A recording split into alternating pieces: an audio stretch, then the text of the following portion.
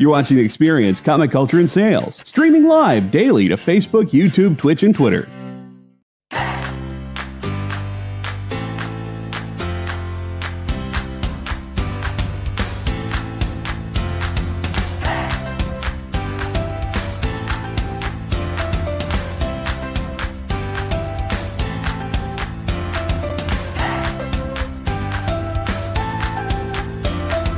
There's something for every imagination at your local comic shop.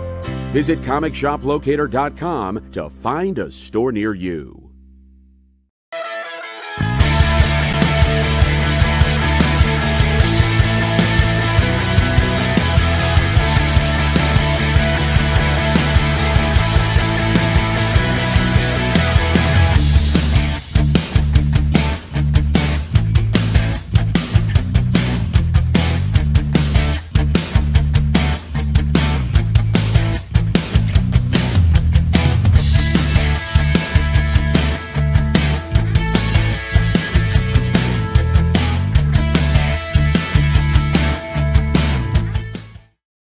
I know it. Hey, happy Monday. Sorry we're late. Robbie needed a couple more minutes today to fix his hair. So we were running a little bit late. You knew that was coming. I appreciate the leeway that you've shown me for that. So thank you so much, Rex. Yeah, well, I understand, now that you're not wearing a hat anymore, reasons unknown, wink, wink, nod, nod. We know that you've got to spend a little more extra time in makeup getting your hair ready. So, Man. I wasn't sure if John was going to be here. That's why I don't see John's name up there on the tag. I was not because John texted me early this morning that he had with his buddy. Well, if you're here with us last week, John, although he was not driving, was involved in a car accident, and he and his buddy, it's worst case scenario, and he starts to tell me the story. And he goes with his buddy to a car dealership because his buddy's looking for a new car. Yeah, Wednesday was trippy, man. That was So they roll out, and this is a car dealership I've got to visit because apparently this dealership has an oval track on their property. Yeah, it's like behind the showrooms and the the lots or which whatever. Which is kind of cool. I've never bought a car from a dealership that goes, yeah, you want to take it for a spin on our oval track out back? To be clear, it's a small track. It's not Indianapolis, Well, I granted, I understood that. Okay, so then they loop it around. I guess your friend is going through a midlife crisis. Is a midlife crisis. So he's trading in the 4-door family truckster for something a bit more sporty with a little bit more a few more horses under that hood, and everything goes well going around the oval track. As John tells the story, it was a sales team, and one of the sales team, they knew they had the guy hook, line, sinker, reel him in. He showed him the car, and he's like, "I'll stay here and prep the paperwork," while his tag team partner, she just sat in the back with like an iPad. You know what I mean? So we know that the other salespersons go walking into the showroom, high fiving his other colleagues. Yep, hook, line, and sinker, baby. Yeah, we got him. Right. So then this is where they make a critical mistake. The salesperson who's in the car along for the test drive says, "Hey, take it out on the highway." Yeah, she's like, "Take this out on the highway so you can see what it's like in real everyday conditions." Well, and my buddy's like, "Okay." That's where it goes wrong, and he tries to pull out, and they are sideswiped or T-boned or whatever. It's kind of like they called it a peripheral thing because it wasn't a direct thing and it wasn't a T-bone. It was like here. My buddy had a name for it, peripheral impact, whatever. It's not great for my friend, and it wasn't great for me that day either. I limped in here that day because my hip hit the door. That's so worst case scenario, you go out, you test drive a car, and you have an accident in that car. Don't do that. All right. I mean that is just like I don't think I've ever taken a test drive and really like pushed the car around, like try to find out what it's capable of because of that very thing. I'm going to lose control. I'm going to spin out. I'm going to wreck a car I don't own. Oh my God. I don't want that to happen. Right. Because my buddy hasn't driven a car like that in probably 20 years. Like 20 years ago, he restored an Audi Quattro, which if you're an old man was like the 80s rally car to have. It was weird. It's still a car. And ugly. I'm not going to blame the sportiness of the car for this accident. Okay, dude. You could be in I don't care, a Volkswagen Beetle, and that could still happen. My guess is with the horsepower of the car. My guess is my buddy Jimmy, our lawyer, will absolutely say that. I was okay. Like I said, I was a little bit stiff over the weekend or whatever. When I came guess what John was doing during the moment of impact? Anybody want to guess? Was he eating Dad, food? No. Was he eating something and watching anime? That's what I'm wondering. Yeah, I was You're close. He was on his phone, though. Watching a movie on his phone. I was watching a movie on my phone. Bing, bing, bing. Jay, were you watching Wednesday? I got to call that one. I know, right? That's a little too specific. That was real specific. And that's basically what I had to go to a lawyer today and give a statement. And that's what I said. You know, I told him right out. I said, look, man, I said, I'm literally watching a movie on my phone. I hear the lady say, I'm not going to buy the car, so I'm not paying attention to the test drive, right? Should have been paying attention to the test drive. I was watching some You could have screamed something like, wait! I was watching some scenes from Ant-Man and Wasp, and then you weren't. And then I wasn't, man. Phone went in the air, bottle of Wawa iced tea went in over end. And he said, the calmness with which you said, oh, what is it now? He said, tells me how retired and dialed out of life you are, right? Because the girl behind us is like, ah! And my buddy's like, whoa! And I'm just like, oh, what is it now? She's thinking, there goes the commission, damn it! You know what? This is going to be like a weird cluster F between my buddy who was driving, the other driver, who it turns out that was a commercial vehicle he was driving. Yay! So, it's even more complicated. That guy's a partner in a company. So those people will become involved. And then the dealership. I mean, essentially the back end of that car is trash. Hey, someone's got to pay for this. If it goes that far, okay, you've done it to us. Just tell them you're sick. You can't show up to court that day you're sick. I'm on vacation, Your Honor. Oh no! The whole point wait. The whole point of me giving a video statement is because I'm not actually involved, like legally. I don't have to be. Yeah, no, you know what I mean? I've sort of already. There's like a lady, not a notary public, but some kind of lady was there from the judge's office, right? And they swear me in. So what is the lesson here of the show? Okay, the lesson is, if you're going to go and buy a new car, you're going to test drive it. Don't take John. He's completely useless. He won't help you at all. You know what? I mean, you know what? A lot of people would have tried to fabricate, and that's what Alec knew on Wednesday when we told the story. People will try to fabricate the story by being completely honest and saying I wasn't paying attention. I'm throwing that guy a huge favor, and it'll get people to ask you less questions as well. Yeah, I mean, I'm literally watching. I saw CJ Design is in the house tonight. Hey, buddy. I want to thank you, number one, and I forwarded it to you. Yeah, yes. I'm a little bit behind. Because there's no shot, CJ. I'm an empty nester. There's no shot I'm actually going to pull out all those pots and pans and actually make it. But I did read through it. It looks delicious. You still have so I'm going to wait. I do. They sit under the sink. I'm going to wait for John to make it and bring me some. So don't worry. I will still get the taste because John will end up making it at some point. My car review is this: the 2023 Lexus IS350.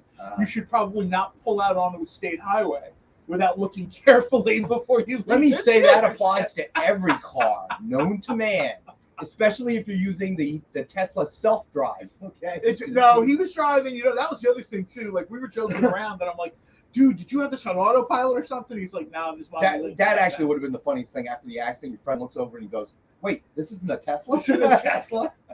And I felt really bad, too. It turned out the girl in the back seat, she bit her lip, like, really badly, that they put, like, a staple in it.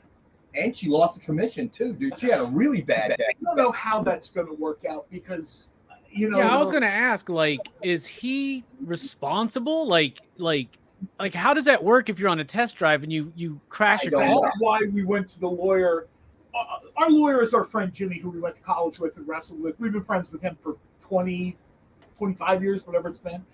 And as soon as he heard this story, he was away for the weekend. I think probably Wednesday, when we were doing this show, my buddy was on the phone leaving like 19 voicemails for Jimmy. He was gone for a few days. He came back Sunday night. He calls us. He calls me first, and he's like, "How bad is it?" I said, "It's not great." So he's like, and it's not his car. so he calls our buddy Jason, and he's just like, and he hears the whole story, and he's like, I got court in the morning. He's like, but I really want to see you guys up here, like after lunch, like because we have to go through stuff. The courthouse up there, he had like an inn. They sent someone over who was like a member of the New Jersey like circuit court, like team or department or whatever. She came over, showed her ID, got on video, swore me in. Essentially, I was under oath, telling the truth. And the whole point of this is I don't, you know what I mean? Like they can try to subpoena me, but they have to show that I'm somehow involved. Yeah, nobody died. Nobody. It's not going to go that far. But yeah, backwoods collector, that's true. But what I discovered, and I found out the hard way, last year when my daughter got T-boned, I ended up learning a lot about, how New Jersey deals with it and how other states deal with it. I learned a lot today. I got like a little crash course today. Yeah, it was. Again, I had a friend who gave me and my daughter a consultation. Basically, said we had no case. But was nice enough not to charge me for the consult. But New Jersey is a 50-50 state, meaning that the police report will determine who's at fault, and the police report actually has to put a percentage in there. Yeah, it's weird. It's like the cop almost has to do math homework and decide. Like, apparently there's surveillance cameras, security cameras in front of the dealership, so they're pretty sure they caught this thing in 4K, which just made me chuckle. And there's like a lot of things in play here.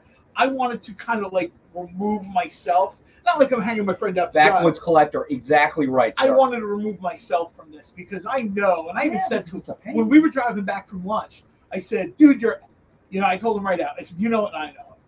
I said, just kind of bite the bullet, do what you got to do, and move on." It's a pain. I mean, no, don't get me wrong. I mean, the whole process of getting the thing dealt with my daughter's car was just back and forth with the insurance company, my insurance company, their insurance company. It was just like this endless process. Well, the police have to review the footage. They're like, it took forever. He said it'll be at least 21 business days. Yeah, that's about right. So that's more like 3 weeks plus before they issue the preliminary report.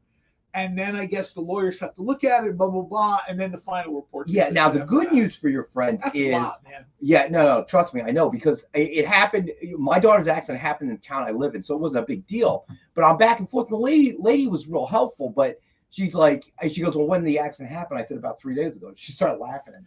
Yeah. She goes, no, listen, you're going to... 2 weeks on the inside, maybe. So I think you guys are spending more time talking about this than the police report. The officer took on the police report. No, that's doubtful. You haven't seen how long that police report is going to be. As long as I'm out of the process. So what are we giving away tonight? The giveaway. Story. What more do you want for that? Yeah, that story is the giveaway. You should pay people to listen. No, I tell you, this is a good story, man. This is a good story. All right, so the giveaway.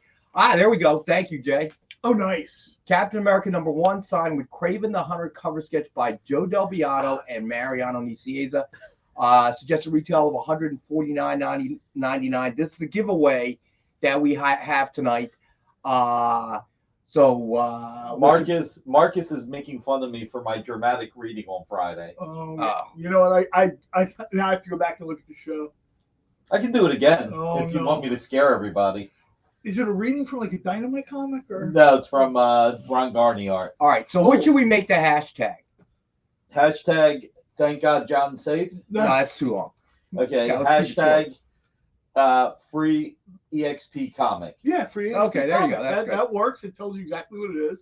All lowercase, please, Jay. So throw that up for a chance to win the CCA tonight of Craven the Hunter. All right, you know what? Let's throw out the best offer book. Yeah, I got to tell you, I mean, Mariano and they do a great job. Yeah, these things are, it's the line between if you're going to get original art, you're going to pay for original art. You know what I mean? This is probably your best chance to get something done by, you know what I mean? That's a little bit different than Backwoods. I believe. Jay, do you know? I actually don't know. I forget what that policy Is there a was. rule for that? I don't even know. I think that there is. You know, I wasn't on the memo. So I want to say 30 days. I'm not sure though. If Jay's listening, he might be able to back me up here. I can't remember if Nick said 30 or 60. No, I'm pretty sure it's not. It's not 60. Okay. It's 30 days. I'm calling it I'm 30. making the decision. Hashtag pedicure craven. Oh, people. Okay, we're going to go with what John said. And Easy Go Lucky also says 30. Yeah, we're gonna. I'm not making it 60. It's too long. And if somebody wins and it's not 30 days, I'll give you one of my comics. It's the same as the comics they have here, essentially. Yeah, but John's pawed over those. My- Those have John. No, my damage. collection is Nick's collection. All right, let's throw this up here. Hey, Marcus. Damn, I should have made it hashtag red pants. Next one. Make the Next one. hashtag Next one. red Wednesday, pants. Marcus. I'm doing that. All right. Jay, let me know if you have the two Night Stalkers pieces of art, and I will give my dramatic reading again. But let's show some art. Let's not. I tell you Let's not what, have the dramatic read. We've got a $30 electric black here. We're going to do it for Ooh. $15. Wait a We want to minute, wait a promote other publishers. Scout Comics is a really cool publisher, signed by two creators. We're going to do it instead of $15. We're going to do it for $10. $10. All right. $10. This is Nick has not had dinner yet. How much is the Kraken cover? Which Everybody one's the grabbing Kra- their credit card. Which one's the Kraken? Which one's the Kraken cover? I don't know. I think he means Craven. Craven. Yeah, Craven. Craven. Oh, All right, Comic Preston, you got it, Donovan, buddy. that's actually a giveaway. That's a giveaway, buddy. You just got to put in hashtag Free Free EXP comic. There you And go. Preston claimed the electric black. Congratulations, Preston. All right, I got you, Preston. All right, let's see what else do we want to do. Ooh, Amy Chu's Deja Thoris. What do we got this at? Hold on. Let's see. That we have it at Blockbuster 15. Ooh, and this was normally $29.99. What's comics? Certificate of authenticity. Why don't we do this one? Perfect 10 read, not perfect 10 grade. $10. First All person right, who so claims we're it. doing that. Lyle, how are you? Lyle, what's going on? So All right, there you go, Forsaken. You got it, buddy. there you go. You got it, Comic Donovan. Really cool. Guys, we usually give away. Preston claims the Deja Thoris. All right, Preston. Hold on, buddy. I got you. That's a there, great too. cover. We've got a Turok J. Lee Remark. Check it out. This is $89.99 normally. What are we gonna do this for? 19 what? 54. 1954, the 54. year Turok first came out. So J. Lee original art, 1954. Wow. We'll see if anybody wants J. Lee. Wait a minute, whose idea was it for 1954? That was Yours. me, my bright ideas. This is what. Listen, it's like going to the supermarket hungry. Do not ask me prices when I'm No. hungry, Can you hold on a second? I have a text from the Dynamite Accounting Office. right? So J. Lee original art and Preston claims All right, it. Preston, dude. That's probably the most unique take on Turok I've seen. Well, I really Joey's like art it. has a unique look to it. You know, obviously. Well, yeah, Jay's You know, art does, so- but for sure, this is. Why don't we do the Green Goblin at $50? How about original art? You guys want to see Green Goblin original art? Usually $100, $119. We're talking about absolute carnage. All right, so it's just a retail of $99.99. Oh, wow. We're doing it for how much? 50. All right. So absolute carnage #1, signed with Green Goblin, cover sketch by Gordon Purcell. Usually we would do this for $62 for 1962, but we'll make this 5-star at 50. This is original. Look at Preston. I'll give the rest of you a chance now. Man, I'll tell you, that's the green and purple color. That's the way I want to see Green Goblin look. Jay, did you find the two Night Stalker pieces of art from Friday Slack? Sung to the theme of Rawhide. Give me just a second. I'll look for it right now. This is what they look like real quick. Is this Marvel's Night Stalker? Yeah. Or is this the Night Stalker I keep asking you to do a comic? and lose Marvels, money on? not the other Is Night that the Stalker. stuff from the 90s? Yeah. Oh, cool. I loved that book when I was a kid. I still have every issue of Night Stalkers. I love it. Do you? Blade, Wait, super cool. If you want to know the price, I think you might like the price. Well, that's when Morbius was really sort of, you know, because you had Morbius was kind of cool in the 70s, and then he almost disappeared, and then that whole Night Stalkers thing came back, and that world they created of Midnight Heroes, that sort of, that's really the sweet spot if you're like a Morbius fan. Did you find it, Jay? No, not yet. Yes, sir. I'm gonna upload them right now. Okay. What else we got? Let's have some Dan Jurgens fun. Okay. How about some Dan Jurgens fun? What do we got? The Silver Surfer Rebirth. Silver Surfer Rebirth #1, Dan Jurgens variant, signed by Dan Jurgens. It's just a retail $49.99. That's number 55 of 60, and we have the one available for $29.99. Ooh, $29.99. How about we do it for $20.99? Let's call it Silver Surfer and Galactus $20.99. $20.99. Oh, man, that's a that would've been a silly great price. $29.99. That's a silly price. Let's do 1967, the year Silver Surfer and Galactus first appeared. 1967. Sure, you know what would also be Dan Jurgens fun? If he did Captain Future. Yeah, right? Should I text The him? Silver Surfer Rebirth is a really good book. And Dan Jurgens, the art, I love the cover. It reminds me, do you remember the Superman Fantastic Four big thing that he did that had Galactus? Yeah. Oh, yeah. I loved that. I think Alex Ross painted the cover over Jurgens, right? Sure did, yeah. Yeah. Now, do you have that original art cover here? Because No, I don't. I'd like to see that. That was at a time where I wasn't buying original art, where business was really slow, and I had to worry about keeping the lights on. Oh, All right, looks like those pictures are uploaded, Nick. sweet. All right, dramatic reading. I'm surprised nobody jumped on the Silver Surfer. That is a So, steal. should we dim the lights a little bit so it's like spooky time on Audible? I think Marcus would agree with me. Great. That the dramatic reading would be better if you were wearing the red pants. Probably. Oh my God! You can't have everything. You can't have everything. Listen, do you watch Ted Lasso? I do not actually. I do. I Can love you? Ted Can we Lasso. have you in the camera or out of the camera? The One of the video for season 3 came out today, and the song playing is "You Can't Always Get What You Want." So let's get this going. Are we ready? Pop the first page up. Ooh. That's not the first page, is it? That's page 9. Gotta go. Yeah, that's it. I need the light on. Sorry. I'm old. So this is a dramatic reading I did on Friday. Exiled to an existence between vampire and man, he struggles against the obscenity of the one while trying to live up to the compassion of the other.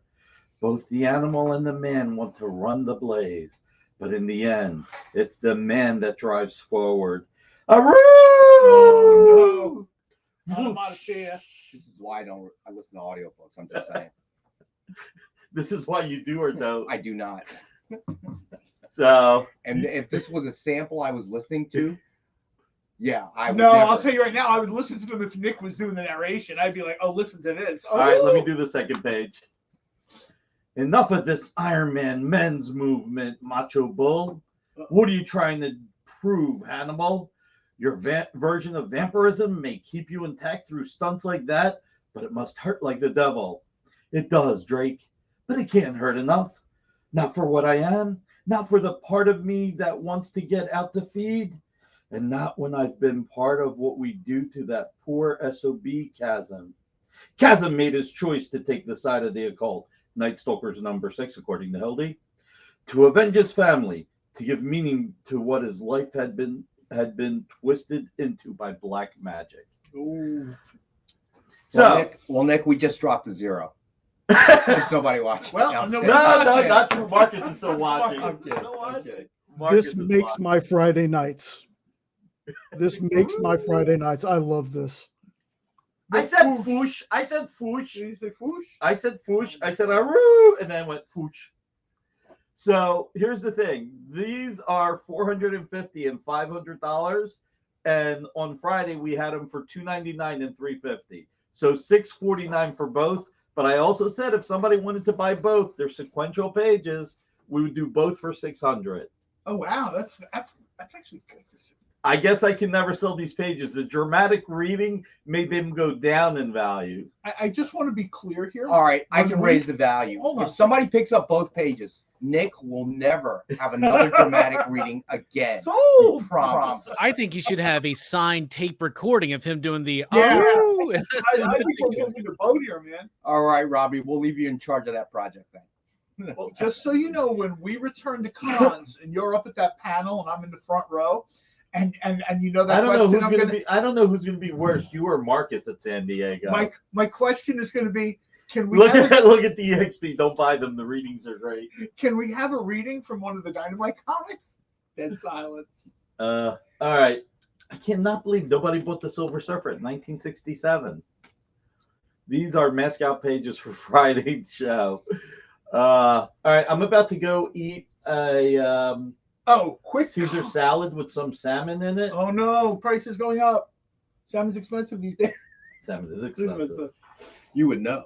I'll tell you right now, if you're at a con and Nick is at a panel, when the hands go up and he says, "Do you have any questions?" the first question must be, can you please tell us the Lone Ranger story? Oh my I God. love the Lone Ranger story. Robbie, you want to hear the Lone Ranger story? I do, really do. We turned the Lone Ranger down twice. We took it the third time. The second time they wanted us to do the Sony movie at the time, and we were like, nobody wants a movie adaptation. People can watch movie. This ain't the 60s where you see a movie in the theater once and then people want the adaptations because they'll never see it again unless it's on the $1 million movie on Sunday night at midnight on ABC. Before cable. Yeah. So Marcus said that we need the collars turned up. First time we're going after the Lone Ranger. We're talking to them and they're like, so this was the first time they told us they were doing a movie. So the first one, this is the way we envision it. The Rangers are chasing Cavendish's gang, and the gang goes into a ravine. Think Unforgiven, where they're being picked off one at a time. The Rangers don't understand why Cavendish's gang won't give up. They're picking them off one at a time. The sun goes down. I went, oh shit. The moon comes up. Oh no. And they all turn into werewolves. They attack the Rangers. Oh shit, this really is Warren Zevon calling me that he wants to. No, I'm kidding. The moon comes up and they all turn into werewolves. They attack the Rangers. Only Dan Reed gets away. And that's why he needed silver bullets. I went, we're not. That's Buffy in the West. Congratulations. I don't know if Seth Green's available or who, but wish you guys the best. Yeah, see, that's why you're the publisher, because I would have been like, that sounds great.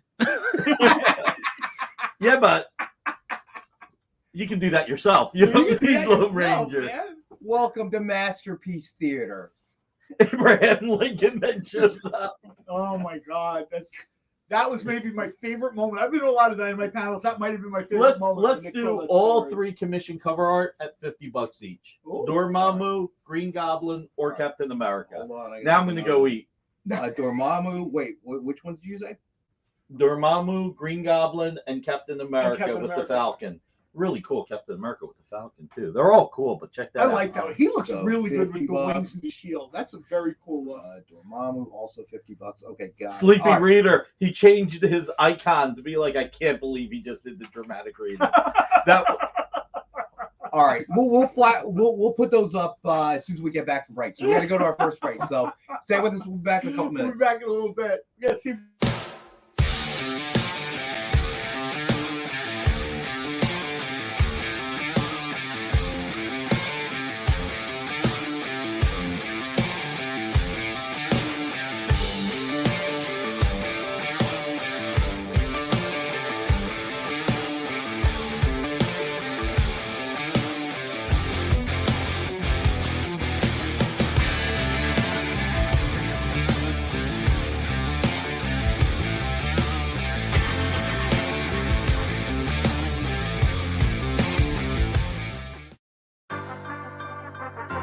Do you remember what it was like when you were a little kid and you got a letter in the mail? Now imagine that letter was filled with information about your favorite shows, pop culture questions, links to things you're going to want to see later, and even sneak peeks at upcoming programming here on The Experience. That's what the EXP mailing list is. Every week, we send you sneak peeks, information, and all of the relevant links for all of the shows you want to see. Sign up now on our website or scan the QR code that's on your screen right now.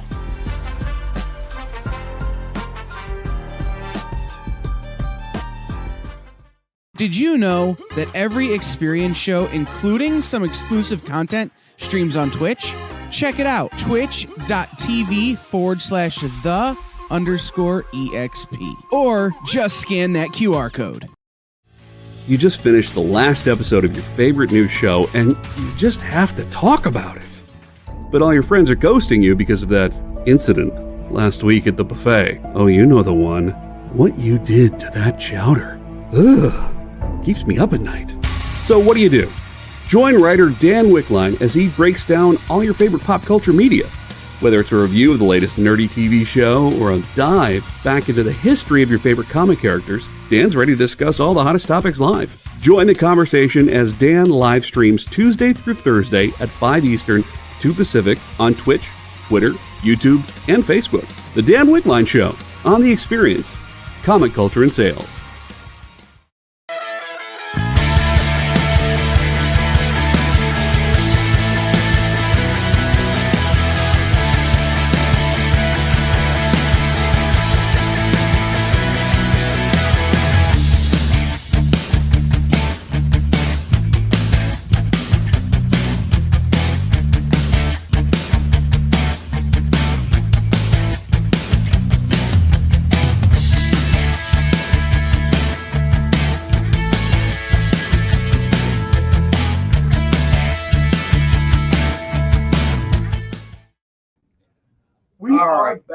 We are back, and John's telling me Karen's story that he ran into at lunch today.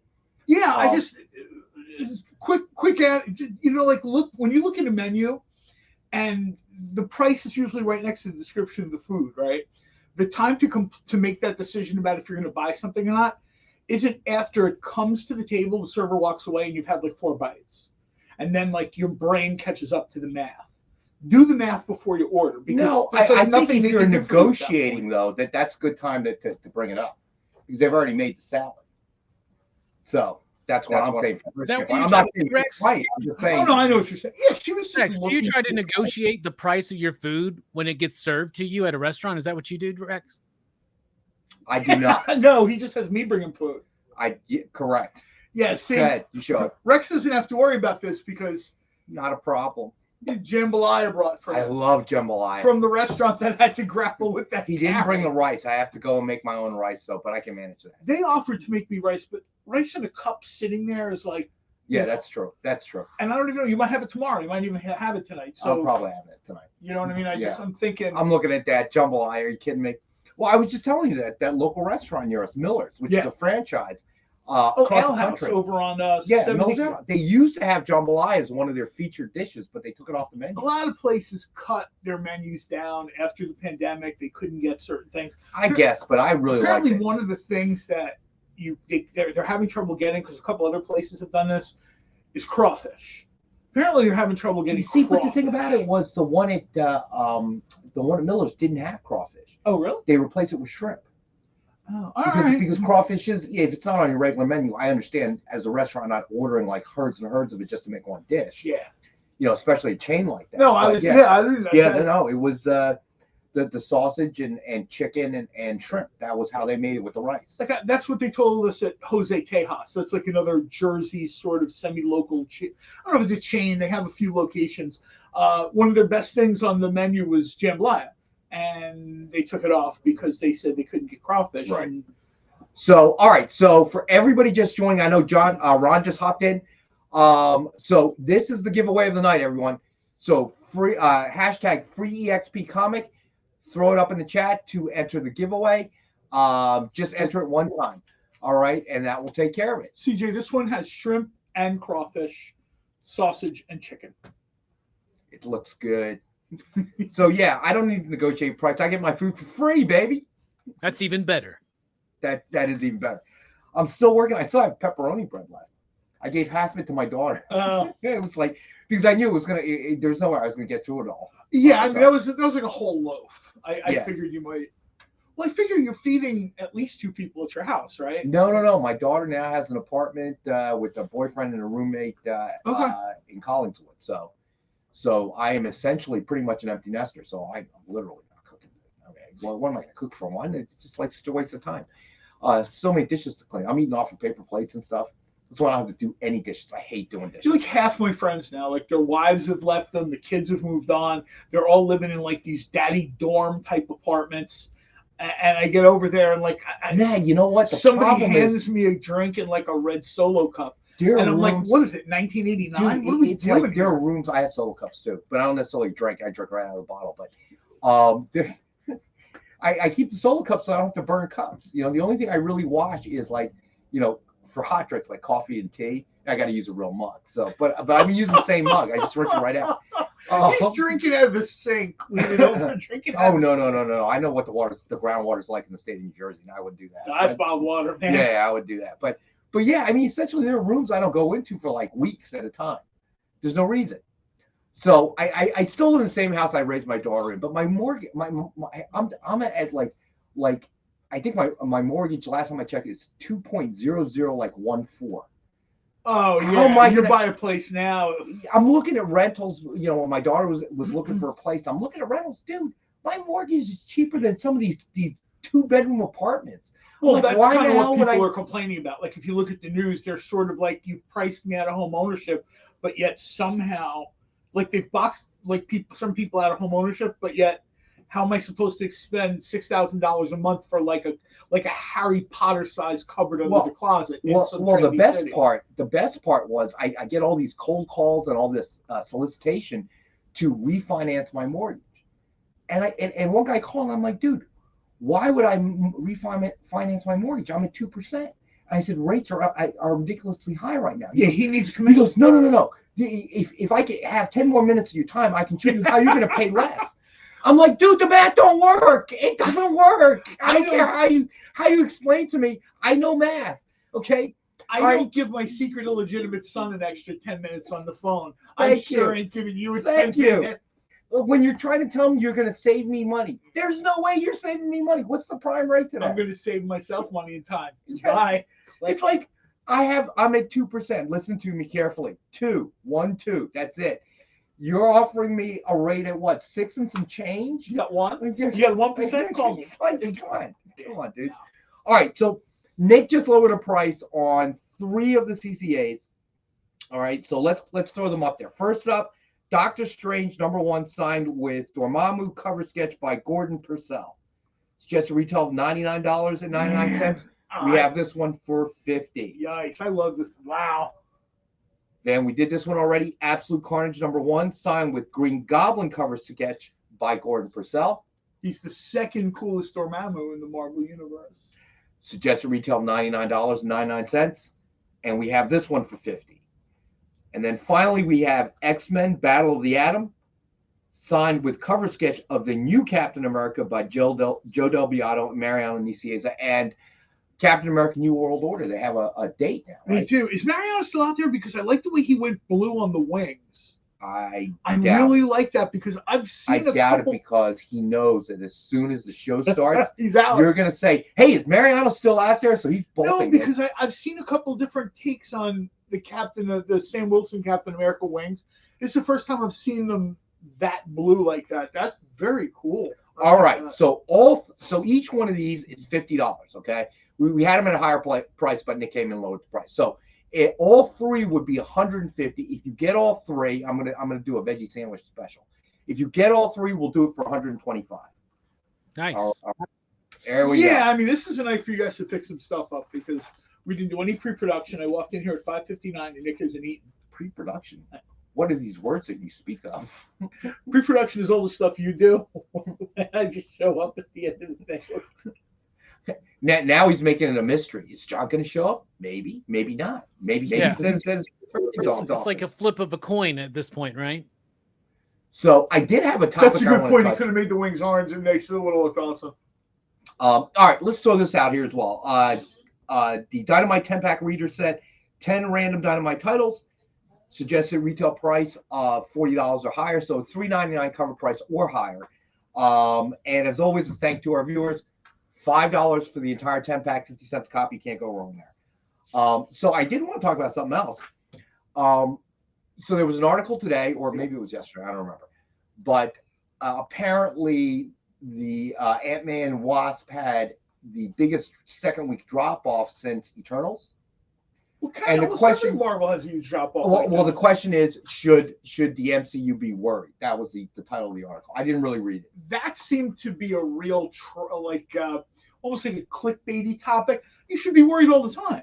You have an ongoing billion-dollar enterprise. You should be worried every minute of the day. I mean, when I had a push cart selling breakfast sandwiches, I was worried. This is a multi-person, multinational, multi-billion-dollar ongoing enterprise. You should be worried every minute of the day. But they should definitely be worried that there's this like perpetual waning of interest from the general audience. Like less people are going to see these movies. I mean, they're still making big numbers. A lot of those numbers come in internationally and stuff, right? But like seeing these drop-offs, seeing like lack of excitement, it doesn't help. One thing that the MCU did so well was each film's success springboarded into the next one. And we're not getting that like domino effect anymore, where people feel like they have to watch the next movie, especially when it's on Disney Plus in 3 months. I think they tried to do that with this movie, but we just live in a different time now. They're going to have to rethink their methodology. That's just the best way to put it, because you're right. 91 days, everyone who didn't go see this in the movie will be watching it, and it'll be trending again, and we'll be having the same conversation again. They're going to have to find a new way. If they're going to sort of connect all these films, they're going to have to find some other new way to do it. I don't know if it's going to be some kind of maybe something on TV, or maybe less movies, or space the movies apart, or maybe somehow try to involve the comics. They're going to have to do something different. And they have slowed down production, right? Like I've read those reports where they were slowing down their lineup, doing less projects. It's especially like focusing way less on Disney Plus and making it more like a theatrical experience. It's almost like they've gotten people accustomed to you. A lot of this narrative is going to be told to you on your couch at home, right? Yeah. None of that really built into anything collectively together, you know? And I think people have just, I think interest is waning a little bit. Well, I have two questions. Number one, isn't it a coincidence that the second week drop-off seems to coincide with the period that John got ill? No, I'm kidding. I'm kind of about where I wanted to be. Yesterday was watch number 11. So I'm still kind of off a little bit, but I'll probably catch up. The rest of this week I'll be hanging out with friends and stuff like that. And I heard the magic words. Oh, we haven't checked that out yet. But here's a question though, okay? So in all seriousness, how much of this is just the eventual evolution of how perhaps, especially coming out of the pandemic, how we're going to watch movies? Okay, I think you brought up a good point. You know, what is your motivation? Because not everybody's like John.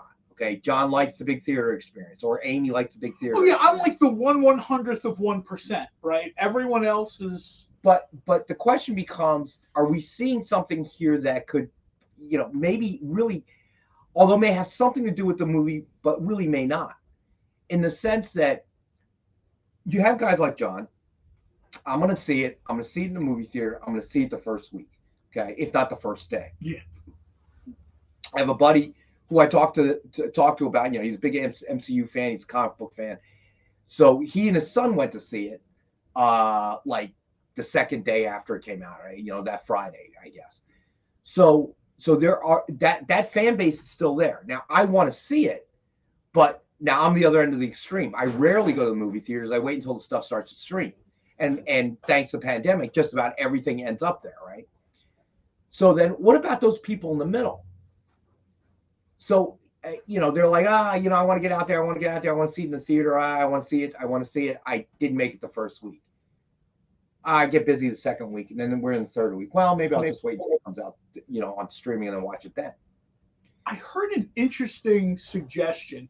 I think both Robbie and I together and separately have said they should hit the brakes on movie production. There should be less because less will be more. I read an interesting take on Twitter from one of the industry sites or whatever.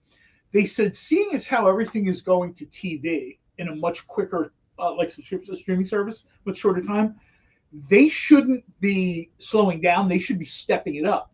Because now essentially they're generating content for the streaming services, right? So instead of like HBO doing 1 or 2 DC movies a year, they should be doing 5. And I'm like, I don't know if the math there doesn't seem to work. I am not the strongest math guy in the world, but the kind of money these movies cost, I don't know how feasible that is. But I thought it was an interesting take. The guy mentioned Star Wars, and he said essentially Star Wars should just be ongoing. There shouldn't be any stopping or starting. He's like, there should be a massive Star Wars facility, and the movies just keep constantly getting made. And then I don't think so. Days later, I think eventually people get tired of anything, right? People move on, they get interested in something else. What happened with Star Wars, right? Like with Star Wars, everybody was like, they're doing too many of them, and even though they were making money, like Thor: Love and Thunder, Wakanda Forever, they're like top 15 highest grossing Marvel films, but it's also just about the way that the public is viewing it, and where everybody's like more like, it's all right. Like not as many people are like as into it, right? But I don't know. I don't like with the Star Wars stuff, a lot of people didn't like it and all that. They were like, we're oversaturating. We need to slow up, right? And they still haven't kind of corrected the Star Wars stuff except for with The Mandalorian.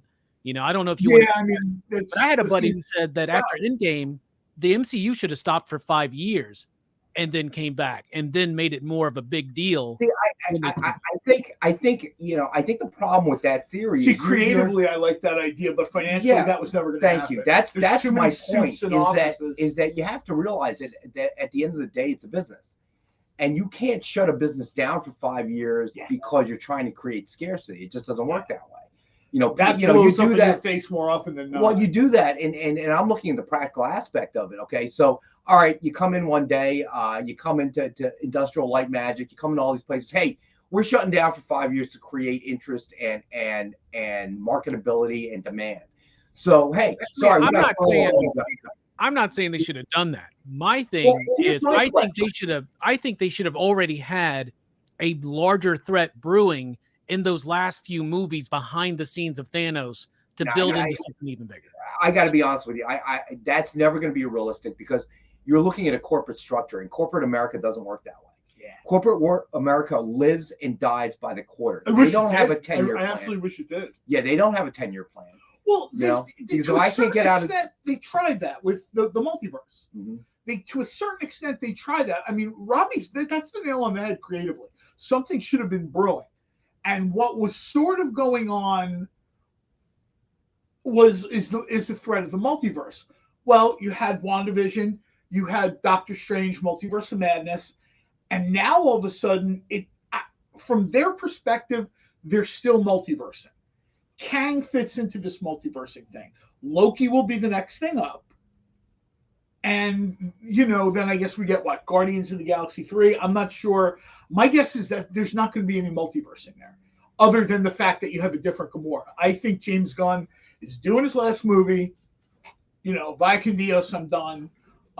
So you're going to have this weird sort of the whole one thing should lead into another is how they got successful in the first place. I don't think anybody would dispute that.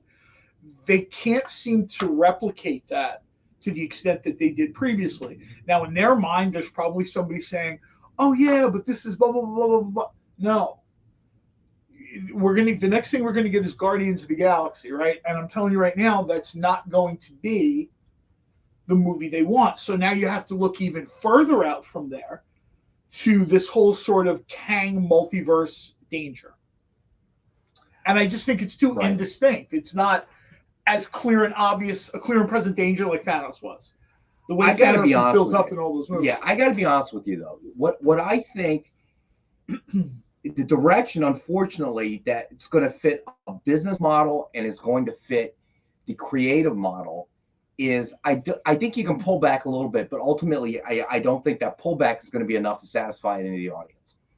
Somehow you've got to incorporate that soap opera kind of mentality. That because I got to tell you, soap operas were a phenomenon that nobody could really understand, and towards the early 80s it had exploded. All right, I mean, you were talking about, I remember in college, the biggest thing in me and my people my watching General Hospital in college. Yep, Luke and Laura, the wedding of Luke and Laura. What else exploded during the 80s in the same way? And we're sitting and watching this on this little 11-inch TV, like four of us, okay? You know, all huge sports fans, and, you know, all that. And we're sitting here watching Luke and Laura at 3 p.m. on General Hospital. Oh, they're getting married today, guys.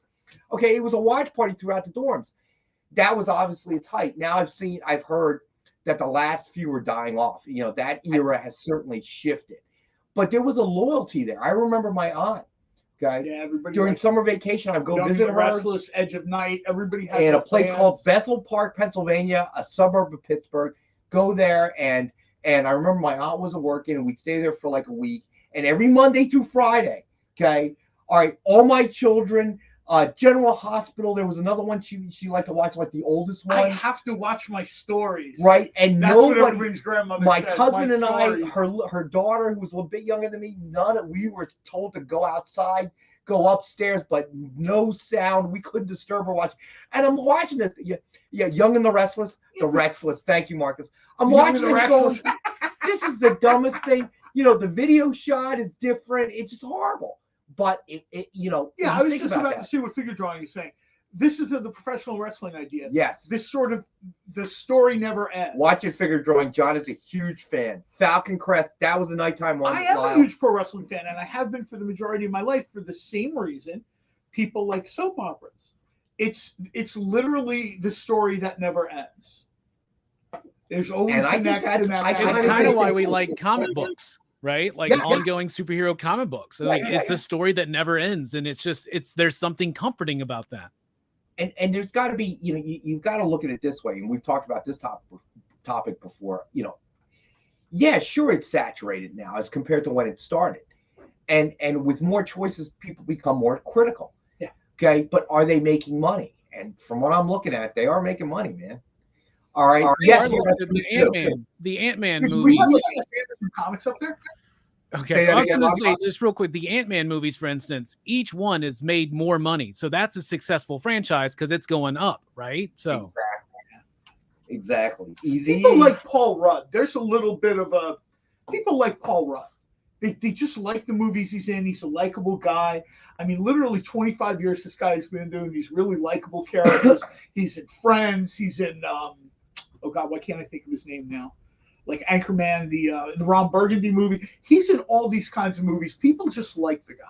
And then, of course, he kind of somehow the actor and the character connected in a way that I don't, you know, initially I read an article where in the beginning, Paul Rudd was like, Ant-Man, I don't know about this. His comment was, it's like Dancing with the Stars. Do I really want to do this? Now people are clamoring to do Dancing with the Stars. When he first talked to Marvel about doing any Marvel movie, he was like, I think he said his first conversation was he was coming off of like Anchorman or some other big movie. And then they're asking him if he's interested in being in Marvel. And he's like, you know, he's like, I grew up, I like comic books, but you know, there's a hesitancy there. Now people have trouble imagining someone else being Ant-Man. Right, exactly. All right, let me get another book out here, and then Preston, we're going to do the Rex Cap before the break. All right, so we have Carnage Forever #1, CGC graded, guaranteed 9.8. Ooh. Suggested retail of $89.99. We have the one available for $69.99. All right. That is a crazy cover. Yeah, I know. That is a cool cover, isn't it? Wow. When we come back from our break, we're going to talk about Easy Go Lucky's question. Which problem do you want to have? Marvel's embarrassment of riches or DC's empty chest? That is a good question. All right, let me do the recap. We'll go to the break, and then we'll tackle Easy Go Lucky's question. I like that. Thank you, Jay. Thank you. All right, so here we go. I love that. First off, we had the Dynamite 10-pack reader set, 10 random Dynamite titles, $40 retail for the package or higher. And as always, we have it for $5.50 a copy as a thank you to our viewers. Then we had Silver Surfer Rebirth, #1, Dan Jurgens variant, signed by Dan Jurgens. Suggested retail $49.99. We had it at $29.99, and then Nick lowered the price prior to eating his salad to $19.67. So I'm curious, when he's full, does he come back in and raise the prices? I don't know what. Like, oh, you should have bought this book 15 minutes ago. Now it's $20. Knock on his door and ask him. Take his salmon away. All right, then we had Last Avengers story, Marvel Tales #1, signed by legendary artist Peter David. Suggested retail $49.99. It is a best offer book starting at $19.64. All right, then we did Doctor Strange #1, signed with Dormammu, cover sketch by Gordon Purcell. Suggested retail of $99.99. It is a 5-star $50 book. Then we did Absolute Carnage #1, signed with Green Goblin, cover sketch by Gordon Purcell. Suggested retail of $99.99, and it is also a $50 book for the night. Then we had X-Men Battle of the Atom #1, signed with cover sketch of the new Captain America by Joe Del Beato and Mariana Nicieza. Suggested retail $99.99, and we have it tonight as well, $50. So all three books would be $150. If you purchase all three tonight, we'll do it for $125 for all three. Then we did Carnage Forever #1. CGC graded, guaranteed, 9.8. Suggested retail of $89.99. We have the one available for $69.99. And don't forget the giveaway of the night, Captain America #1, signed with Kraven the Hunter, cover sketch by Joe Del Beato and Mariana Nicieza. And only enter it once, but if you enter #3XPcomic, all lowercase, we're going to get to that giveaway right after best offer ends at 7:55. All right, so stay with us. We'll be back in a couple minutes. We're going to take our next break. What if Hans Gruber from Die Hard had to battle the Joker from Batman the Animated Series in a dance battle? Or who would win in a race between Baby from Baby Driver and Snidely Whiplash? If Austin Powers and Shrek found themselves in a hot dog eating contest, who would emerge victorious? These are the questions we talk about on Nerd Killer Warfare. Debate the most absurd questions you've ever heard in popular culture. Register now by scanning the QR code or visiting bit.ly/EXP casting.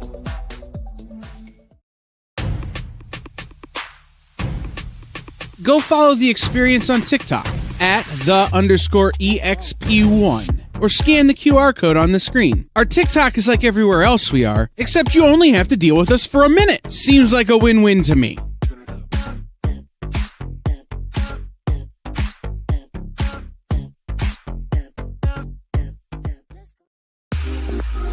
You know how when you go to Comic-Con, after Comic-Con, you go to the hotel bar, and there's a whole bunch of people playing music and dancing, and you've got Pikachu and Lara Croft Tomb Raider doing the cha-cha slide just down from Deadpool and Batman and Wonder Woman? That's every Saturday night over on the Experience Twitch channel. Join Taji Beats for the EXP Dance Party, exclusively on Twitch, twitch.tv/the_EXP.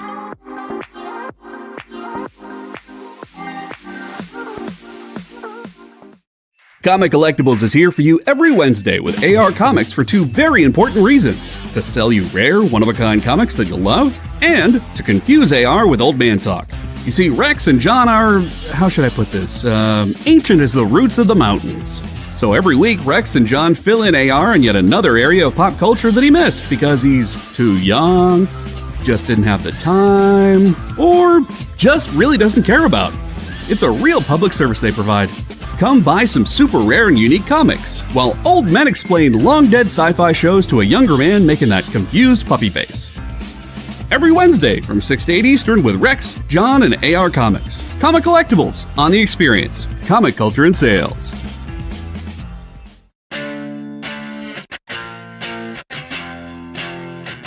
You're watching The Experience, Comic Culture and Sales. Streaming live daily to Facebook, YouTube, Twitch, and Twitter.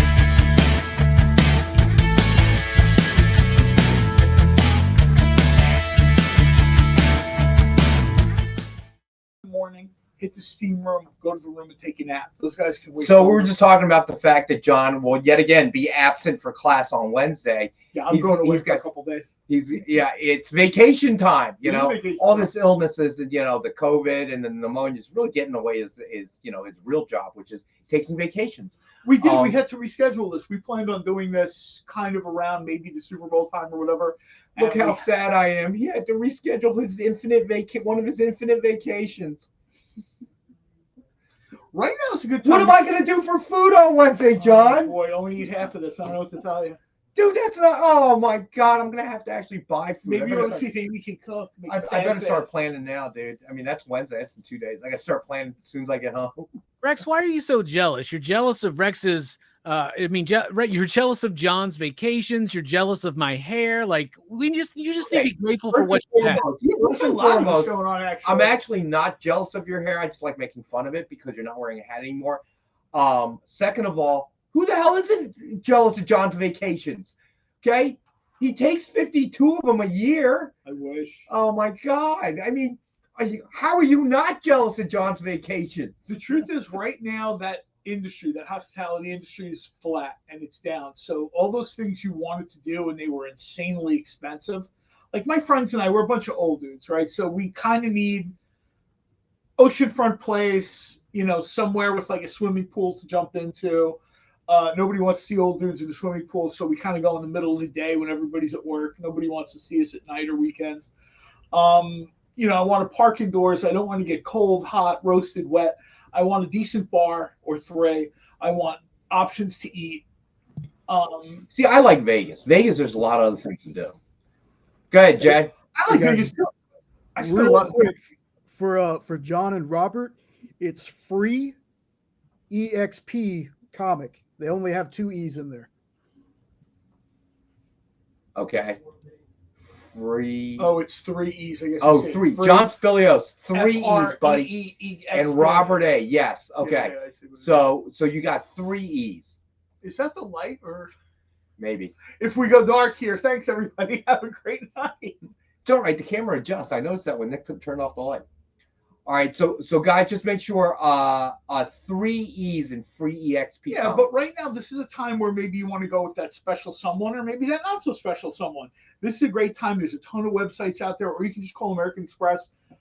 They look up the stuff. Dude, I saved my unfortunately my vacations times are saved, for when my daughter's team travels. Oh yeah. So I hit it generally. Hey Jenna, what's going on? We generally hit it around the peak season or somewhere around. Yeah. But the nice part is I do actually end up vacationing more or less for free because the team picks up the tab. Right, I'm not nice. Crazy. Yeah. So the room, the board, and all my expenses while I'm there. And my daughter. I was in Myrtle Beach. I went right past where the softball tournament. We're going. Are you going we're doing right our nationals. I actually said to my wife, I'm like, these are the kind of hangouts that my buddy Rex goes to. Yeah. So I want to talk to you. I thought there were a couple of reasons we did it that way. First of all, we went to Robbie knows Gulf Shores of Alabama. Really loved it there. Didn't realize though, and I guess I should have thought it through because my daughter and I flew and rented a car, whatever. Got to one of these great places called Vacasa. They have like all these kind of like Airbnb for vacation rentals. Oh yeah. Yeah, it was fantastic. Great place right on the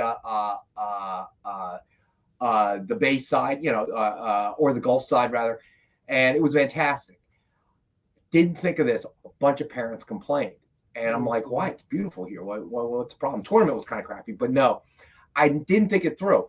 About that time, airline tickets were going up in price.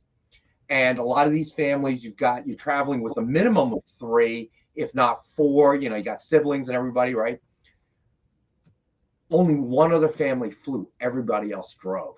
And that is a long drive from our area, dude. It takes me, I like to drive to Myrtle Beach, and it takes me 10 hours. I leave it I get up in the morning, I grab a big Wawa coffee, I gas up, and I go. Right? Usually the car's packed the night before. Wife and I get in the car, we go. We stop about halfway through, gas up again, get out of the car a little bit, whatever, get back in. I usually gas up again right before I head out to Myrtle Beach because everything in Myrtle Beach, resort town, very, very expensive. by the time we stop at the Fresh Market, pick up stuff, and check, we get there right at check-in. We have like early check-in at 3:45, 4 o'clock or whatever. We're in. The best way to end that long day is usually me sitting out on one of the resort decks, just looking at the ocean. You see, for me, I'm still trying to determine whether we're going to drive or fly. I really don't like driving all that distance. I've done my duty. I've driven, to Florida and stuff. I just don't really feel like doing it. But I know there isn't a major airport there. It's a small airport. So I got to discuss it with my daughter. Man. Yeah, I got to discuss it with my daughter. I'm not a huge fan of driving that distance, but maybe we'll do the road trip. Yeah. So that was a downside, but I was trying to think of the parents a little bit. But yeah, so looking forward to that. That should be fun. But Robbie, you traveling anywhere? I'm actually going to be going down to Florida in a few weeks for MegaCon in about a month. Actually, I'm going to be in Orlando, Florida. It's Orlando. Okay. Yeah, I'm very, very excited. They got a lot of great guests, a lot of great comic book guests and media guests and stuff, but I'm most excited because Sam Raimi's going to be there, so I get to meet one of my favorite directors. But yeah, MegaCon's going to be fun. There's going to be a lot of us comic YouTubers down there all together in person for the first time, so it should be a blast. Oh, that'd be nice. That sounds like a good time, bro. MegaCon emerged each year. I mean, it kind of got stalled a little bit by the pandemic, but having been someone that went to a lot of cons, I remember when MegaCon was like next to nothing. People, that part of the country, people went to Dragon Con. The Florida cons were like it was no big deal. They made a concerted effort in like the 2013, 14, 15 that they really wanted to make MegaCon, not quite at the Comic-Con level, but very close to that level with big name stars and some kind of special cool stuff that you're not going to get. Right now, New York, but particularly San Diego, and of course guys like me make it worse, right? Because I go because it's San Diego. I could get that experience at other cons, but no, I have to go to San Diego. I have to stay at the hotel right there. I have to go eat. So what happens is everything explodes in price and complication. People waiting to get into Hall H for Doctor Who for 3 days, roasting in the sun. I could go to another con, and I just don't. So, I'm just, thankfully, MegaCon's managed to handle that, I think, a lot better. From what I've seen and what I've heard, I went to MegaCon probably 10 years ago, and honestly, we went because it was in Orlando. We stayed at a place in Point Orlando, we went to the parks. It was nothing to write home about. It wasn't even at the league of like RoseCon or Emerald City Con. And now you fast forward a few years, MegaCon is doing these huge events like, the YouTuber Summit and all this other stuff. That's very cool to see. Marcus, that's on me. I still haven't sent the blanks to Robbie, so I apologize. I think things just, every time I want to do it, something gets in front of it. But Robbie, are you going to drive or are you flying? We're driving. We're renting a car and driving down. How far is that? I was curious. I don't know. I think it's like probably going to be a 10-hour drive. I think is really? What it's something like that. I think so. I don't know. I can look it up real quick. Let's see. Well, yeah. I mean, look at where they are. Like people in our part of the country get confused because I know. I thought straight. John Stout, how you doing, buddy? Thanks for joining us tonight. It's 9 hours, 37 minutes estimated. Okay, so it is. Yeah. No, I know you're in the upper part of Alabama, but Alabama also borders Florida. Yeah, so, but I'm at the tip top. Okay. So. He's that's a big state, and then closer to Tennessee, mid Florida. Yeah, I'm very close to Tennessee. I'm 20 minutes from Tennessee. So what do you have to do? You have to go south to 10 or something to get over that way, or something, and then down 75. I think is. I don't know. I'm not driving, so. No, but I mean, it's not like a hop, skip, and a jump. It's not. Yeah. He's over. Dude, I don't even like being a passenger on long rides, dude. I love long rides. I love doing this stuff. I do it. I love it. And yeah, they have gotten huge. I know last year Frank Miller was there. He's not been announced for this year, but like they've got Carl Weathers is going to be there. Most of the cast. I love him. Most of the cast of the original Scream, the Cobra Kai cast is going to be there, like Daniel and Johnny and Kreese and some of the kids. Miggy, who's playing the Blue Beetle, that kid's going to be there. So like they got a huge lineup of like media celebrity guests, and then Donnie Cates, Ryan Stegman, Ryan Otley, Mark Brooks, some really good names for comics too. Now we talked about this before. Since you're going to be in Orlando, you're gonna hit Disney at all? No, I'm going to be way too busy just doing MegaCon stuff. But well, he's like an award-winning comics YouTuber. So even though he's probably too humble to say it, he'll be an attraction. He's saying he's an attendee, but he's an attendee / he's an attraction. Well, for instance, Bueller's supposed to be there, and Bueller asked me if I would co-host some panels with him. So you may actually see me and Bueller on stage together with some creators. Oh, that'll be pretty cool. That will be cool. I was just asking John if he suffered any head trauma during the accident. Why? He's an award-winning presenter. You have to be fed by me like you're a child. Well, no, it's cheaper. And actually, unfortunately, because your expertise is actually food, you haven't turned me on. You haven't turned me wrong yet. Did you want to hold up our award that we won for people to see? No. You know why? The coffee award. Here it is. And to answer Jay, autographs are free. You just got to prove that you subscribe to the channel and to the EXP. So there you go. Boom. No, they are making another. It's just about Cobra Kai. According to Netflix, another season is coming. They are making another season. But isn't it the last one? Well, here's what happened is one of the showrunners was interviewed or something, and he said, this is the last season, but it's not the end of what they're calling the Miyagi-verse. So I think that maybe, because we've heard about this Karate Kid movie. Just take the word verse at the back of everything now. Yes, now because it's a market buzzword. You should understand this. How many market buzzwords did you use to hawk trading cards that you knew were valueless? Here is a business buzzword that eventually disappeared. I'm so happy that it did. I remember synergy. Yes, for a period of time, man, I couldn't go into a meeting without somebody. Well, we need to deal with the synergy of this, and I'm like, somebody stop using that damn word, please. Okay.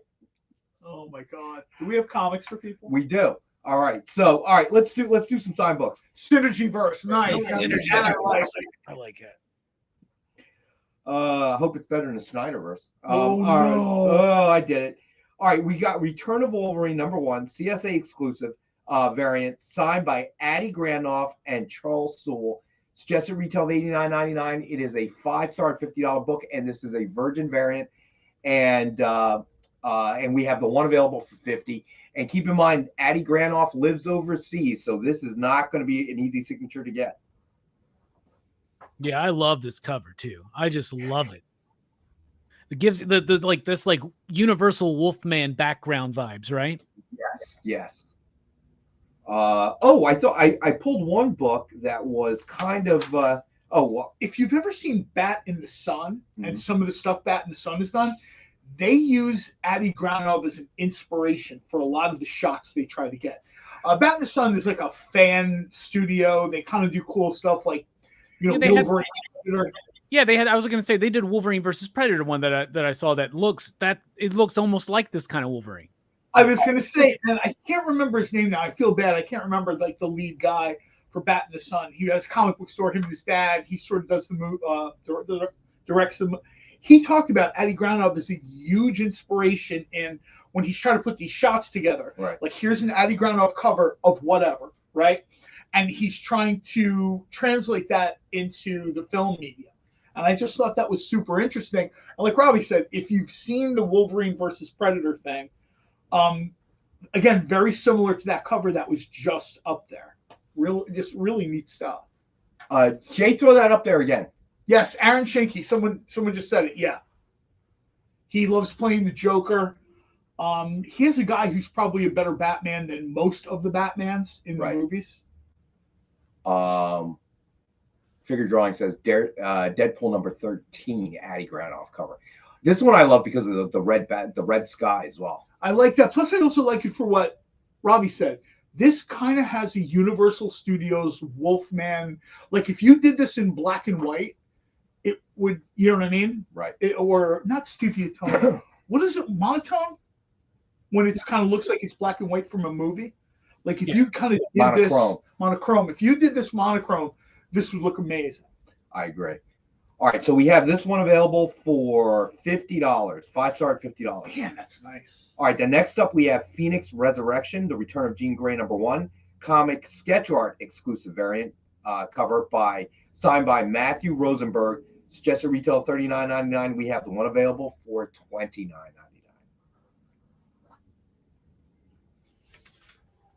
Did he draw something on her face? I'm just trying to see what I'm looking at here. I want to make sure we have kind the of right looks book. like a phoenix. I was going to say, did he draw something like right on her face? Because that's what it looks like. Yeah, it looks a little bit like. Be like flames is what it looks like, right? Yeah. All right, so this one is available for $29.99. All right, then we have Peter Parker Spectacular Spider-Man number 300 comic sketch art exclusive variant signed by Adam Hughes, and we have the one available for $40. It's a really nice cover. I really like that. It's very innocent. Marcus, nice wings. If you're one of the few remaining people on comics Twitter, the endless debate over who Spider-Man belongs with fired up again today, because I guess last Wednesday Spider-Man 20, and apparently Peter Parker is with Felicia Hardy now, and they're trying to keep him apart from MJ. And you know what? Spider-Man belongs with whoever is at that particular time, right? I went through this with Superman. People who want Superman to be with Wonder Woman. I wanted Superman, and one of the Elseworlds did this. He never becomes Superman. He stays Clark Kent. He marries Lana Lang. They take over his father's farm. That is far and away my favorite interpretation of Superman, other than Kingdom Come. It's like the Adventures of Clark Kent. Like, no, man, I'm not doing that. I have a farm. I'm too busy for that stuff. Of course, it's like the most successful farm on the planet, but you know. All right, let's get some Dynamite books up there. All right, we have Purgatory Must Die, number 3. This book is so much fun, right? Virgin Incentive art cover by Joseph Michael Linzner, a 1:25 ratio as an incentive cover. It's just a retail of $50. We have the one available for $19.99. So yeah, I've been having a lot of fun. A lot of fun with the Purgatory books. Yeah. And Marcus, yes, these are nice wings as well. So this is normally a $50 book, a 1:25 ratio. So retailers had to buy 25 of the regular covers to score one of these. And then we have Barbarella. The Center Cannot Hold number 1, Virgin Incentive art cover by Gibo Vigante, a 1:30 ratio. So retailers had to get 30. Again, nice wings, right? It's just retail of $50, and we have the one available for $19.60. Barbarella is one of those things that almost vanished. You know what I mean? Like, there was a time where Barbarella was kind of hot. They had this and that, and then it just disappeared. Right. And I remember, like I said, I've pretty much been a Dynamite fan from the beginning. I'll freely admit this. When Dynamite decided to do Barbarella, I was like, what are you doing? No one is going to read this book. I've never been happier to be wrong. A bunch of this stuff. And it began, it took a little while to find the right gear. But, you know, Barbarella finds itself in sort of like the license verse of Dynamite. It's really, you know, like a really cool story. And yeah, Purgatory Must Die is kind of almost like the Avengers for Dynamite now. And I don't think that was almost like it became that. Right. I don't think like Nick woke up one day and said, hey, I'm going to do Purgatory as you know, as the cross-universe book for Dynamite or whatever. It just sort of rolled out that way. All right. So let me. Yes, thank you. Please make sure the link is clicked, because I hate when Amy Power walks in here, the lights flicker, the temperature drops, and she wants to know who didn't hit the link, and make sure she has all your, you know, ship to address, whatever, your name. All right. So thank you. All right, we're going to throw one more book out there, and then we're going to go to the Rex Cap. Deadpool Secret Wars, number 1, signed with Ghost Rider cover sketch by Joe Del Beato and Mariano Nicieza. All right, I love that bike. That looks amazing. Like, that would be a cool blacklight poster. You know what I'm saying? I was just thinking that. Oh. All right, suggested retail of $119.99. We have the one available for $74. I like the way the flames are left uncolored here, essentially. The flames on the tire. because this is kind of like the Danny Ketch version of the motorcycle, right? Because the Johnny Blaze version is all fire. He just kind of creates it. And the Danny Ketch version was sort of like a metal shell that animates when he jumps on it. You know, headlights are red, tires are flaming.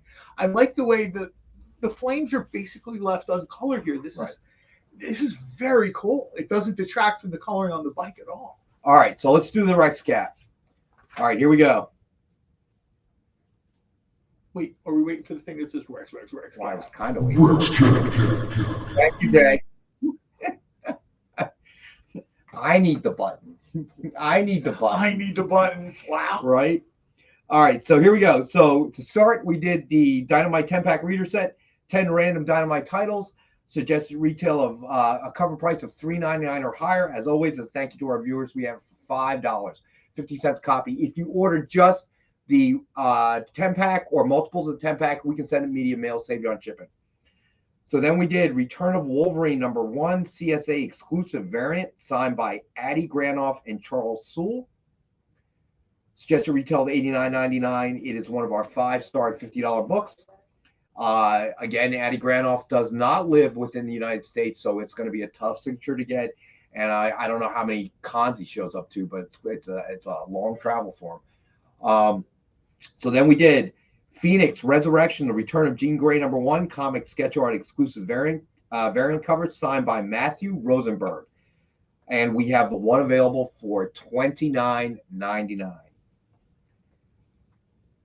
Then we did Silver Surfer Rebirth #1 Dan Jurgens variant, signed by Dan Jurgens. Suggested retail $49.99. We were going to do it at $29.99, but then Nick lowered it to $19.67. It is number 55 of 60 signed. Then we did Peter Parker Spectacular Spider-Man #300 comic sketch art exclusive variant, signed by Adam Hughes. And we have the one available for $40. Then we did Last Avengers Story Marvel Tales #1, signed by legendary writer Peter David. Suggested retail of $49.99, and we've got the one available for $19.64. No, Comic Donovan, we did not yet. We won't do that until immediately after best offers close, and that's at 7:55 they close. So sometime after that. Pull the lever, Jay. Wrong lever. All right, so then we did Doctor Strange #1, signed with Dormammu cover sketch by Gordon Purcell. Suggested retail of $99.99. We have it one available for $50. There's a simplicity to this that's really cool. You know, a lot of times things are almost like too overdone. This is just really, really neat. I like this a lot. So, Danilo, I am just as frustrated as you are. Unfortunately, as you know, you've received packages, and any viewer that wants to jump in, you know how carefully we package it. We treat it as if it's a comic that we're collecting, that we're buying. Danilo, it happens sometimes. It's unfortunate. Once it leaves this building, unfortunately, nobody here has any control over, the Postal Service, what happens on the Canadian end. But I acknowledge that. And I'm sorry about that, Danilo. As I said from your email this morning, our staff is working on it. We're trying to figure out what the next steps are to file the claim. Whatever we have here that we can replace, we will, obviously for you. But some of what you bought were vintage comics, and that's not something that I'll have multiples of in most cases. That's probably something you want to do in email too, so you can get more than. Yeah, Danilo and us, we've been emailing back and forth, and I understand your frustration, Danilo. But once it leaves my building, there's nothing I can do, to control it. I would love to have everything hand delivered to every one of our viewers here, but that's not really practical, unfortunately. All right. Somebody mentioned Galveston. I'll hand deliver something to Galveston. So, I like those kind of coastal towns, Myrtle, Galveston. I'm happy to sit right there. So no, I don't want to ignore what Danilo is saying, because I understand his frustration, but understand I feel it as well. Because obviously it's something extra in my day and Amy's day that we have to navigate through. But we will do what we can to make it right. But it's what do they call it? Force majeure. at something that is an act of nature. Unfortunately, well, I wouldn't call U.S. Postal Service nature, but No, I'm just saying that there's we live in a world where things get shipped every day, right? And it's unfortunate when things don't arrive the way you want them to. Unfortunately, there's not a lot that can be done beyond trying to help someone out a little bit. But if someone has like a vintage comic or something one of a kind, there's not a whole lot. So Jenna Burns, you seem to have this love-hate thing with Galveston. Yeah, it's gross and cool at the same time. I mean, people. I love that comment though. Actually, your statement now kind of makes me want to visit Galveston. I see what's up. It's like cool and gross all at the same time. I gotta check this place out, man. Well, ironically, that's how people describe Myrtle Beach. Like, ew, you like Myrtle? It's kind of cool though. And I'm like, I don't know how much I've spent time in Myrtle, but usually it was Outer Banks. Myrtle, here's to the me, deal. it's like one big vacation. Myrtle Beach in season is like the Jersey Shore on the boardwalk. Myrtle Beach out of season is essentially one block after another of Joker Batman headquarters from different eras. Dwayne's a pain. Because I know you hate the peanuts, I put extra in your packages. I'm kidding. But I know, especially with static cling, you try to get there, and then all of a sudden you're covered in the peanuts. Trust me, I feel you, brother. But it is the best packing material. A buddy of mine heard that they dissolved in water, and like if you shove them in the toilet, they do have a kind that dissolves in water. However, they tell you to never shove anything in your toilet. He calls me up and he says, I'm going to be in town staying at a hotel because, Mount Laurel is filled with hotels, right? And he's like, I'm going to be in town for a couple of days. I'm like, really? Why? Well, and then, of course, I find out over a drink that he shoved like 2 huge boxes of peanuts down the toilet trying to get them to dissolve. They weren't the kind that dissolved. They were just styrofoam. And so the townhouse complex is like, what are you doing? So he stayed up for like 4 days until they got it sorted out. All right. And then he had to pay for the... So I'm going to have to say, with the exception of me, I have to question your circle of friends here, okay? We got Styrofoam Peanut Dude, and we've got Mr. Sporty Sports Car. See, here, my friends are kind of... I'm like in the middle. My friends are at the top and the bottom, right? I have a friend that's a lawyer. I have a friend that works on Wall Street. I have 2 friends that are doctors. And then I kind of got those people at the bottom who, like, I've got to pick up the tab for them. We go away on vacation and everyone is splitting the cost. But okay, hold up, Robbie. I know what you're thinking. I'll ask it for us. So where do Robbie and I rank? Yeah. Am I bringing you food? You were thinking it too, bro. Am I bringing you food? Okay, Robbie, you're the last one with a chance to get to the upper echelon. No, yeah, I'm award-winning. I'm award-winning. Award-winning. I'm on the bottom, but the food is excellent though down here. Let me tell you. Robbie's award-winning, man. I introduced Robbie with the doctors. Oh, it even smells good. I'm totally. You'll be at MegaCon. All right, we gotta take our last final break. You're gonna be back in the shop right in Kristen Square. Stay with us. We'll be right back. Did you know that across America there are over 2, maybe even 3 live stream producers who can't even afford Mountain Dew? Take Brian here. Brian has gone 2 weeks without a sip of Red Bull. If it goes on much longer, he may take a shower and get a real job.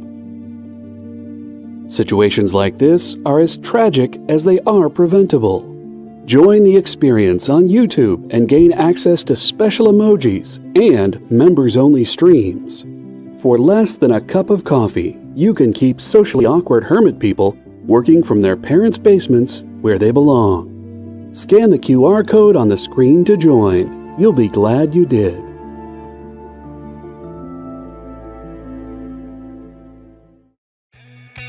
Programming on the EXP is made possible by viewers like you, or your local comic shop, or that Kickstarter you backed, or the publisher you like, or comic industry professionals who want to share a message with the world. Really, anyone who wants to advertise with us can. If you're interested in seeing a product you know and love, or are creating, or are publishing, or are involved with, advertised here on The Experience, and having your message shared with our viewers, please reach out by scanning the QR code below or visiting our website and using the contact form.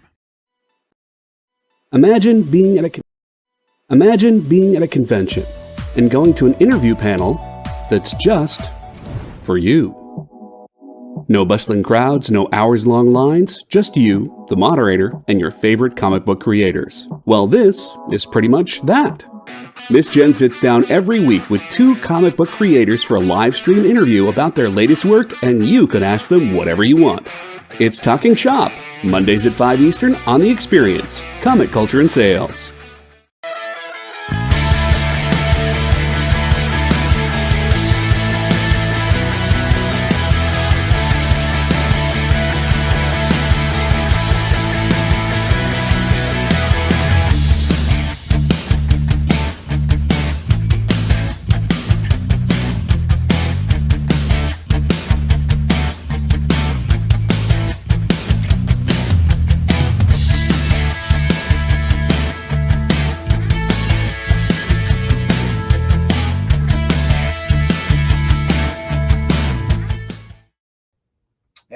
We're back. All right, so Jen cleared it up. Jenna cleared it up for us. All right, so Galveston has a cool history, awesome shops on the seawall, but the water is so gross. Why is the water gross, though, Jenna? Maybe they're like doing oil drilling in the Gulf or something. I mean, I really don't you know what? Here's the thing. When I was down at Gulf Shores, you know, like the residential places, you didn't see any of the offshore platforms. But we went to a historic spot, a fort during the Civil War or something, and you could see the platforms there. That's really weird. You know, that's interesting, Jenna, because I guess there are sections, because we didn't really see it. We didn't go in the water, when we went on that tour. But where we were, the water was relatively clean. I mean, it was clean. It was not cold. I mean, it was a really nice time. It was beautiful. Except it was just super humid, and you'd think when it rained it would like cool things off. No, it just turned everything into a steam bath. That's how it is down here, but man, it's the worst. Yeah. But other than that, it was a great beach town, if you will. I mean, we really had a lot of fun. But it's the filthiest. Interesting. That's interesting. So Dwayne's a pain also. Wow. Yeah, I did not have that problem in that one little section we were in, but I we didn't go very far, obviously. So that is interesting. All right, so we got. Let me get the rest of the books out of here, off the sheet, and then we'll do. Rain always makes it worse. That's interesting. Then we will probably do our final Rex cap, and just remind everybody the giveaway tonight is Captain America #1, signed with Craven the Hunter cover sketch by Joe Del Beato and Mariano Nicieza. It's just a retail of $149.99. Just enter free EXP comic, all lowercase, 3 E's, everyone. Okay, into the chat. Just enter it one time, and you will be eligible to win. Yeah, Jen, I guess we did. Get lucky. I mean, I really had. The seafood, I told Robbie about it. Royal Reds, the big shrimp. Oh my God! Every seafood place that when we got a steamer, it had it in there. I love those. Yeah, Jenna, that I believe, because it would rain a little bit, and then just humidity, everything would just steam up. It didn't really make things any better. You'd think it would, but it really didn't. That's why when I want to vacation, I like to stay at a place where I can, if that happens, because when you stay by the water, you run that risk. Depending on when you stay, of there being like grossness and humidness. So I kind of need to be able to shut the door, sliding glass door, still see the ocean, but crank the air conditioning to like October, so I don't have to. I got to tell you, we had a great time. My daughter went in the water more than I did. I went in just because I'm at the beach. I got to go in the water. But she likes water more than I do, and she said it was beautiful. Temperature was right. It didn't seem dirty. I'll tell you. The place we stayed at, I was so happy with it. That place was a 2-bedroom condo. with a kitchen and all that, which is always great if you're staying a week. But what I loved about it was it had this little deck. And I got to tell you, when you were in the shade, it didn't feel that hot. It really didn't. Even with the humidity, I didn't. That's kind of the way it is in Tampa, unless you're there like in August. Right. Right. If you're in Tampa in like a couple of times, me and my buddies went down for March Madness, and there's a place called Pearl Point or Point Pearl. It's like 3 or 4 condo buildings, and they have like a shop and a bar or whatever. But it's essentially made for, to just kind of hang out. You kind of catch a thing to the golf course, like shuttle to the golf course. It's kind of set up for the don't drink and drive thing. You know what I mean? And the outdoor deck, they have like 2 televisions, one on the indoor, one on the out. The outdoor deck, when it's covered and the way some of the units face the bay, it's actually not nearly that bad at all. I mean, others are, they're kind of the sweat box. CJ Design. That is a very valid question. And believe it or not, when my daughter was young, I cooked a lot, actually, because when I first got divorced and my daughter would be with me, when it was, my days of custody, I finally realized she had to be about 4 or 5. And I was adjusting to single dad life and stuff. And we ordered out a lot. And I realized my daughter was about 4 or 5. And I realized that I was ordering out too much because my daughter wanted cereal or something. I said, well, honey, we're out of milk. Dad will get it after I drop you off at school tomorrow morning. And my daughter looked me dead in the eye and said, we don't have any milk? I go, yeah, Dad's got to run the supermarket. She goes, just call the pizza guy and have him deliver it. And at that moment, I realized, okay, Rex, you may be ordering pizza way too often if your daughter thinks the pizza man can bring milk to the house. So, but nowadays, I really don't. But I will say this, CJ.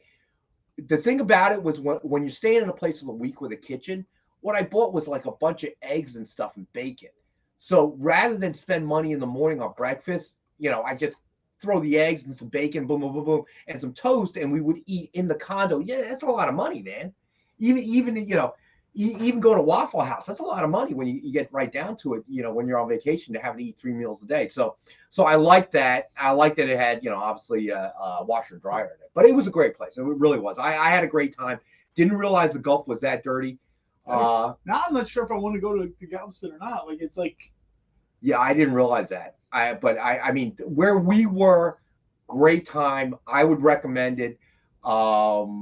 Different from beach towns in the Northeast. There was no boardwalk, but a lot of fun stuff to do. Went to the zoo. It was a little small, but it was still a good time.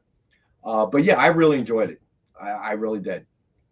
CJ, no, don't worry about it. No, look, I saw your recipe today, and as I opened it up, and I'm looking at John make this for me. Beer cheese soup, and I'm like, and I'm looking at it, and I'm going, well, that's more than 3 steps, so I'm out. Okay. Yeah, I said, John makes this. I'm going to forward this to John, and I know John will make it. Just got to make sure he brings me some. And the good thing is, I know John will do it right. I could mess it up anywhere along the way. If there's more than 3 steps, at any point, I could make a left turn and it doesn't go well. Oh God, jellyfish. So like Jen is telling us, this one beach is like Starro the Conqueror. Oh no, that's Starfish. Still not interested. No. Oh my God. We have a few more the real books to throw expensive to Waffle people. Houses in the menu. TJ James, I try to support the Waffle House because they are critical during a national emergency. Okay. How else will the government know where power is and power is not? They depend on the Waffle House. For everybody. Yeah. They depend on, there really is something called the Waffle House Index. And they use that. And if the Waffle House is closed, they know it's bad. That section of the country, wherever that's at, it's bad. Everything's out because the Waffle House is closed. Everything's done. They have no running water. They have no electricity. They have nothing. Okay. We got to save those people first. All right. So here we go. Let me get to the rest of the book. So we have, this one. This is a representation. I can't believe nobody picked it up the first time. The Fearless Defenders #1 and Uncanny X-Men #1. Hulk versus Namor. Connecting cover sketches by Joe Del Beato and Mariano Nicieza. You were out sick, I think, when I'm surprised it's there. I mean, yeah, I am too. Wow. Look at the detail. That's obviously very cool. These are 2 different connecting covers. Suggested retail of $199.99, and we have this one, a bargain for 100. We retail the single ones for $89.99. Nice. So this one, 2 comics connecting covers by Del Beato and Nicieza, and we have the one available for 100. The picture of the books is equally as impressive as the books. Thank you. It's gorgeous. It's fantastic. I had to stitch that together At $100, using my extensive computer skills. Well done. Well done, Rex. You did a good job. Thank you. Would you call it award-winning, Robbie? I don't know if it's quite award-winning, but you're on that road. Everything he does is award-winning, right? Oh, Robbie. Oh, yeah. It's all right. Pay attention, John. It's all right. All right, here we go. And then we have Deadpool Secret Wars #1, signed with Werewolf by Night cover sketch by Joe Del Beato and Mariano Nicieza. I really like this Suggested retail of $99.99. We have the one available for $59.99, but since the other ones are $50, I'm gonna go to $50 on this one. So this one is now $50. See the Mike Plug energy that I like. For sure. And the color choices are really intensely cool. Yeah. Like the white for the highlights and then the kind of the backlit with the green. I love that. Hey, Mariano's got an eye for this. You know, he The made kid one does for okay. students. Yeah, right. He does okay work. We might throw him some more. All right. So let me see. All right. Then we have Doomsday Clock #1, CGC graded 9.8. Suggested retail of $89.99. We have the one available for $69.99. So the sequel to Watchmen, right? Doomsday Clock. Yeah, I mean, I guess it's kind of a sequel. It's sort of, almost like a crossover in a way, pushing the DC and the Watchmen worlds together. Yeah, it's better to look at it as a crossover, I think. I'm going to interrupt. I'm going to give one more dramatic reading. Oh, please interrupt. We're just selling comics. Go ahead. Welcome to Masterpiece Theater with Nick Barucci and his reading of. Nick, that was your cue. There's no word balloons. Do we need a cue card? That's it. That's my dramatic reading. Just make it up. Make up dialogue. Go ahead. On the fly, brother.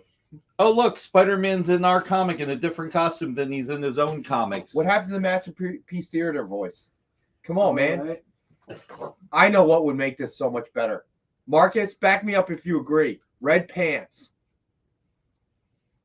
We got the Wizard. Is it really sleeting We outside? got it is. I think we have Nathaniel Richards. We have Spider-Man. We have the Mole Man. Preston wants to hear another Aru. No. There's no Aru here. That must be an This FM is- page. This is it is Give an the FF. people what they want. Dude, that's weak. No, stop. Please. That's what the That's Mole weak. Men say. They go. "Rrr." That's just so weak, dude. I just wanted to give my dramatic reading. No, That's you it. just I have read to- everything that was on here. I said Spider-Man's in a different costume, yet he's still. Marcus says red pants make the lady swoon. Oh my goodness. CJ says red pants makes everything better. Is that like bacon? Nothing. They're like not the Nick. bacon of wardrobe. Nothing is like bacon, Nick. Okay, please do not compare bacon to anything. Hey Bacon guys, stands alone. one day John's going to want to get paid. Please buy some books so I can afford to pay John. Buy some books so I can afford to pay Rex and Soon Amy. I was we going to say, will pay run them out of before you pay books. me. At some point, we will run out of books for John to take with him. What will we do then? Well, I'm done, everybody. Thanks. This is the last book. All right, so what? All right, we got one more book, Dynamite book. Unbreakable Red Sonja #4, limited edition virgin art cover by Lucio Perillo. Alex Ross. Is it a picture? Is it a drawing? You know, I thought that was a cosplay photo at first. I thought that was a cosplay right? cover. Exactly. I talked to Jordan Clark about this, who's working on the book, and he said that sometimes Name drop. and this is Sorry, name we drop. haven't been playing, but He said that sometimes he has to look twice at some of these sketches. Because I was telling him the story about the very first time I saw an Alex Ross right. cover, I was like literally my Silver Age eyes, I couldn't adjust to quite what I was looking at. And we talked about there's 3 or 4 creators that you're sort of trying to figure out, is it a cosplay? Is it a drawing of a cosplayer? Is Right. it, you know what I mean? It's very, it's undeniably cool. I don't know anyone who doesn't like this kind of cover. All right, so I think that was the last book. All right, you know what? Triple B. That was a name drop. So please feel free to imbibe. All right, so let's do what do we got? We got about 9 minutes before the end of best offer. So let's do the Rex Cap. We got them all. Jay was on it that time. Did you notice how quick that was? Yes. Maybe we could He's on it. Maybe we could Robbie a few minutes to talk, seeing how he took the time out of his award-winning day to join us. I'm just saying. How many times can you use the words award-winning in front of something? You want you want to say? All right, so let me do the Rex Cap real quick, and then we'll find out what happened in Robbie's day with his, how did Robbie put it? His luscious hair. Oh, my God. All right, so as always, we started with the Dynamite 10-pack reader set, 10 random Dynamite titles, $40 retail or higher. As always, we have it for $5.50 a copy. Then we did Return of Wolverine #1, CSA exclusive variant, signed by Addy Granoff and Charles Soule. It's just a retail of $89.99. It is one of our 5-star $50 books. And remember, Addy Granoff lives overseas, so not an easy signature to get or even send away for. Then we did Phoenix Resurrection, The Return of Jean Grey #1, comic sketch art exclusive variant cover, signed by Matthew Rosenberg. It's just at retail $39.99. We have the one available for $29.99.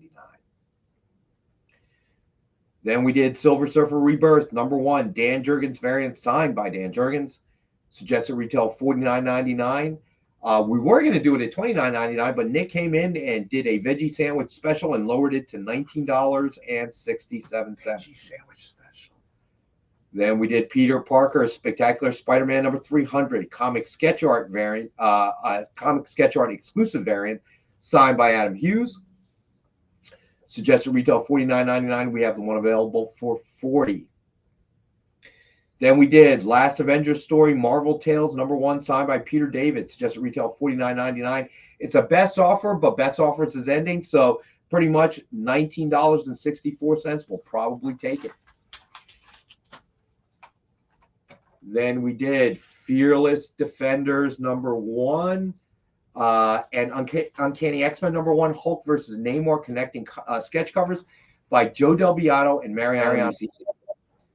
This is a crazy good deal for someone. They're going to pick this up for $100. That's crazy to me. Suggested retail of almost $200, and we have this 2-cover set for $100. I don't know if we're going to get to it tonight, but I would respectfully suggest when you and Robbie do your thing on Friday, revisit Mr. Easy-Go-Lucky's topic of whose shoes do you want to be into. I don't know if we're going to quite get to that because for like 10 minutes left, we have a drawing. Well, let me get through this, and maybe we can talk about it at least a little bit. All right, so where did I leave off? Fearless Defenders. Fearless Defenders #1, Uncanny X-Men #1, Hulk versus Namor, connecting cover sketch, hand drawn, and we have the one available for $100. Then we did Doctor Strange #1, signed with Dormammu cover sketch by Gordon Purcell. And we have that one tonight at $50. Then we had Absolute Carnage #1, signed with Green Goblin cover sketch by Gordon Purcell. It's just a retail of $99.99, and that one is also $50. Then we did X-Men Battle of the Atom #1, signed with cover sketch of the new Captain America by Joe Del Beato and Mariano Nicieza. Suggested retail of $99.99, and we have this one available for $50. All three at $150. We will do all three. If you take all three tonight, at $125. Then we did Deadpool Secret Wars #1, signed with Ghost Rider cover sketch by Joe Del Beato and Mariano Nicieza. Suggested retail of $119.99. We have the one available for $74. Then we did Deadpool Secret Wars #1, signed with Werewolf by Night cover sketch by Joe Del Beato and Mariano Nicieza. And we have this one available for $50. And then we did Doomsday Clock #1, CGC graded 9.8. Suggested retail of $89.99. We have the one available for $69.99. An epic 12-book series. Then we did Carnage Forever #1, CGC graded 9.8. Suggested retail of $89.99. We have one available for $69.99. Then we did Purgatory Must Die, #3, Virgin Incentive art cover by Joseph Michael Linsner, 1:25 ratio. It's just a retail of $50, and we have one available for $19.99. Then we did Barbarella, The Center Cannot Hold, #1, Virgin Incentive art cover by Gibo Vigante, 1:30 ratio, and it's just a retail of $50, and we have one available for $19.60.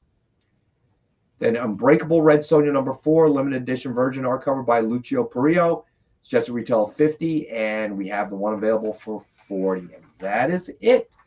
So Robbie, are you doing the movie review tonight? No, we're actually taking a well-deserved week off, but we will be back next week for the start of March Madness, in which we kind of do more horror films, and we're doing Dario Argento's Tenebrae next week. So, that's right. I thought it was this week. I had a question for Robbie. I'm kind of curious, and I don't think we're, maybe this will, stretch on into the show you guys do on Friday. But I'm curious what Robbie's first take is on Mr. Easy-Go-Lucky's question about who do you want to be here? Do you want to be in Marvel's shoes? Do you want to be in DC's shoes? I'm assuming they mean in terms of the studios, the movies. The movies, yeah, the movies. I was thinking about this, and it's easy. I would want to say DC just because there's fresh energy, maybe a fresh start, maybe something. But honestly, it doesn't really feel so much like a fresh start just by the plan. It seems like there's some interesting things coming, but it almost seems like it has potential to be kind of clunky and soft rebooty, and then why not him and why them and this and that. But I think that there's a lot of optimism for that, and they have an opportunity. If interest is waning in the MCU, they have an opportunity to capture that interest away. However, Marvel's got Fantastic Four and especially X-Men on the way. And all they got to do is just kind of patch some holes, and they're going to be fine. So I'd rather be Marvel if it was me. I actually had almost the same exact take. Like, you want to say DC, right? Because they have another. All right, Triple B, you got it, buddy. For like the 19th time, there's going to be a clean slate, supposedly. Let's take them at their word that it's going to be a clean slate. Gunn is going to be able to call the shots or do whatever. But when you factor in that Marvel hasn't even touched, maybe the Fantastic Four isn't quite, the world breaker that they're, but the X-Men, a new Wolverine, I hate to say it, but beyond Batman, I wish it was Batman Beyond, but beyond the character of Batman, I just don't see them having the leverage. And I understand people are going to be super excited about this Flash movie. It's going to be multiversing, but the downside of the Flash movie is, once again, they've kind of made it clear that, well, this is kind of wrapping up this part of the DC Studios, right? The DC Cinematic Universe is sort of ending, so there's going to be you know what I mean? So I think we're kind of, I just think I don't know if there's too many cooks in the kitchen with DC, but they're doing another Joker movie, and then they're doing this and that. Lady Gaga's Harley Quinn or whatever. Let me say this. That's a lot to deal with. A lot to deal with. I would say that I would definitely agree with you and Robbie. And I could put it a lot simpler. When you're talking about DC and Marvel, do you want a car that doesn't run at all, you can't get it to turn over, or do you want a car that runs, it turns over, but clearly there's an issue? Yeah. There's a knocking sound. I want the car that at least turns over and the engine runs, which is where you're at with Marvel. Okay. They're having some difficulties, but it's worked. They've proven it works. DC is still trying to prove it works. It works with Batman. This is the thing. It works with Batman. But that's no longer the qualifier, though. It works with Batman, but that's not the qualifier anymore. And the qualifier for everybody is, I'm trying to build a cohesive universe. I agree. So, Batman worked back in the Michael Keaton days. Hey, we made Batman work again. Yeah, brilliant. To me, they've almost made Batman like an American James Bond. It becomes who plays Batman, right? And that's a good point. How many, Christopher Nolan got, not Christopher Nolan, I'm sorry, Christian Bale got 3 movies? Yeah, 3. You know what I mean? And then you've had Michael Keaton with 2 movies. You've had guys dip in like George Clooney and Val Kilmer. Robert Pattinson, I know that they said they considered that a success, but I just that I'm not a Batman fan, but even as a non-Batman fan, that was just that was just not for me. I like the other people in the movie, Right. But I'm supposed to be liking Batman, not like, oh wow, this Catwoman is really cool, or this version of Jim Gordon is really cool. Hey Joel, what's going on, buddy? I remember a long time ago somebody said at a movie convention I went to that there's the ultimate sell, and the ultimate sell for Hollywood at the time that I saw this con was you have to buy it when the actor says, "My name is Bond, James Bond." Right. And if you don't buy that moment of the movie, I would agree with that. And essentially it was repeated. They're almost poking fun of it in the Flash trailer, where there's the sell of I'm Batman. And do I really believe you're Batman? And I got to tell you, sometimes it's yes and sometimes it's no. Yeah. And this last time with Robert Pattinson, I'm sorry, dude, it's no sale. You are not Batman. Take a seat. Well, you're not really the audience anyway. No, I'd be the first to admit I'm not really this. All right, Jay, let's spin that wheel, buddy. But that's maybe something you guys want to really break down on a Friday, because I think there's a lot of there. Yeah, that's a great Robbie, question. That might be a good Friday topic. That's a great question, Mr. All right, Kenneth Bird, congratulations, man. Ken. All right, and then, so Robbie is off tonight, but we'll be back next week. And then we've got Jenna on after this show with General Disorder. So what's after Jenna? I have no idea. Jay, what's after Jenna? Actually, Jenna's going to have a 2-hour show tonight. Kyle's taking okay. So she's going to have signed comics, CGC slabs, and answering questions like, is CGC slabs, is that redundant? Nice. Well, there won't be any questions about the water quality in Galveston. That's for sure. I know we covered that. I just want to thank everybody for joining us. Thank award-winning Robbie for joining us. My pleasure. See, I worked it in there one more time. You're brilliant, my friend. You're brilliant. You should win. You're the award-winning John Cole, by the way. Thank you, John.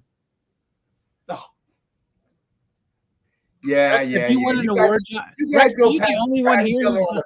I'm gonna go home and eat the jambalaya. Food. Damn right. Yeah, we'll see who the winner is here. Half a cup of rice, and butter and salt and pepper in the rice. Throw that stuff on top. I want to thank all our viewers, as always, for hanging out with us. You always appreciate it. Especially Mr. Easy Go Lucky tonight, man. That was a good question. That brings something to the table. That's a lot to unpack. So we'll have to discuss that in more detail. So from now on, you guys join us. Either have to have a good topic or buy more books. Don't just sit in the chat. I want to, as always, thank our buddy Robbie for joining us on Monday. Thanks a lot, man. So we'll be back Wednesday. On Friday. Yeah, we'll be back on Wednesday, 6 p.m. Eastern. Robbie and I will be on PCP on Friday at noon for the topic of the day, whatever that might be. And then Nick will be back, obviously, with his original art show at 7 p.m. on The Experience. And then John will be on vacation this Wednesday for his, it's only beginning of 2023, so he may not be in double digits yet. But anyway, thank you guys. Have a great week. Happy Monday. Join the party. Head over to our Linktree to find all the links for everywhere The Experience is all the time.